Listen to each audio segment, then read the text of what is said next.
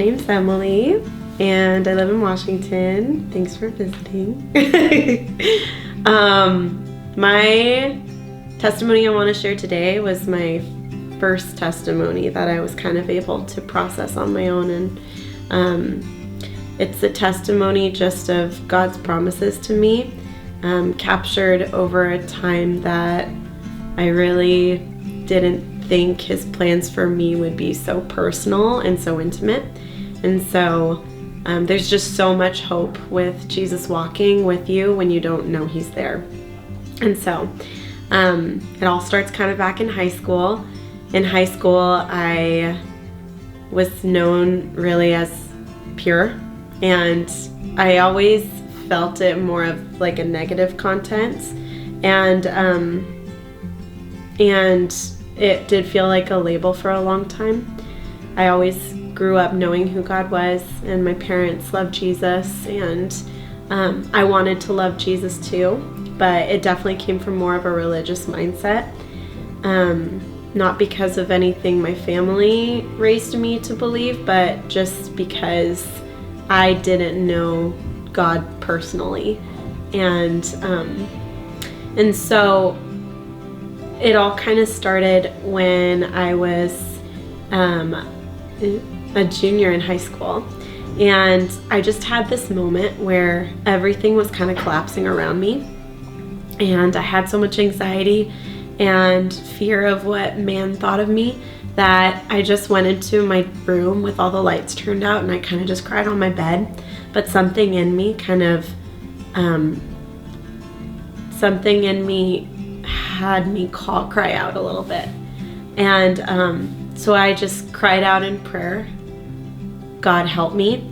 And a picture flashed in my mind just for like a millisecond. It was like so fast, and it was a picture of these mountains with like a light pink sky in the back, and it was just so familiar to me, but I can't explain. This peace just like went through my whole body, and it was like my first experience I remember where like I encountered God and felt a tangible feeling. And I moved out of that time about a year later, starting the process of going to YWAM. So that was before I even considered YWAM. And the time came where it was to decide where I was going to YWAM. And I just kind of spontaneously chose Ireland. There was a lot of prayer behind YWAM, but not a lot of prayer behind where I was going. And so I chose Ireland because it was always my mom and my dream to go to Ireland. And it literally got to the point where I was on the plane heading to YWAM Ireland, and I just had this like moment of panic where I was like, oh my gosh, I didn't even pray about whether Ireland was the right place. What if God's not going to meet me there? Like what if because I chose my own path, or it was my own impulsive choice that led me to choosing Ross Trevor, that I won't get the fullness of the experience He promised for me. And so I got there, and immediately lives were like crushed. It was in the first 2 days, I just met so many people that had strong conversations about personal experiences with Jesus, and I just felt like I was surrounded by like-minded people who were speaking life into me. And right off the bat, I knew I was encountering Christ, and just so much love where I was living.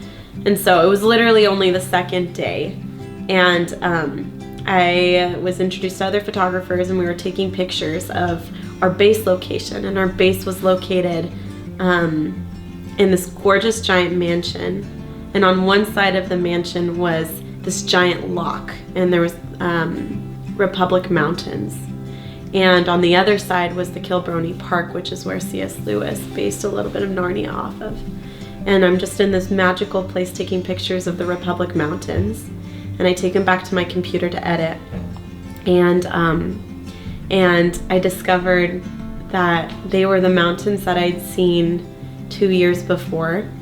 And immediately just something clicked in my mind and in my heart, and I just felt so much rest, because it was kind of God telling me that I don't need to step into a religious mindset. I don't need to put on anything to encounter God or for him to follow after me. And just that my decisions in my life did not lead me away from who he is. Like, just that he was always going to meet me wherever I went, and that he would always bring his fullness with him.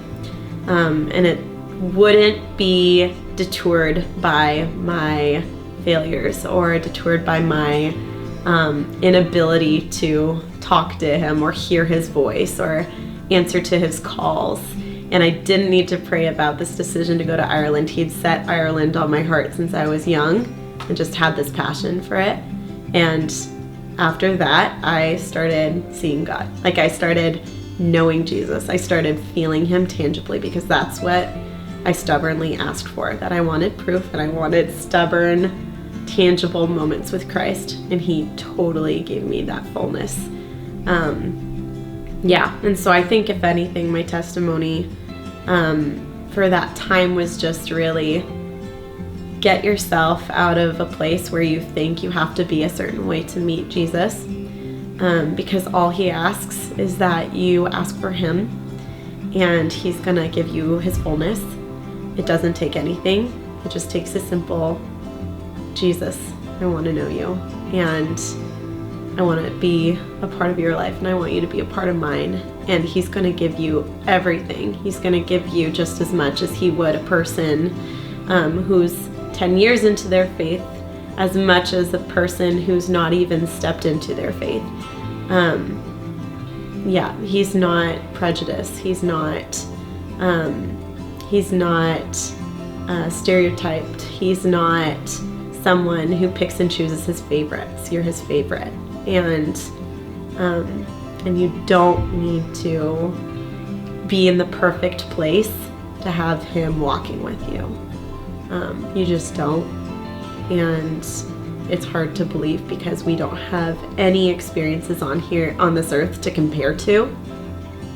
And so our comprehension is this big to just how much he loves us, and just how much he's willing to do to have us love him.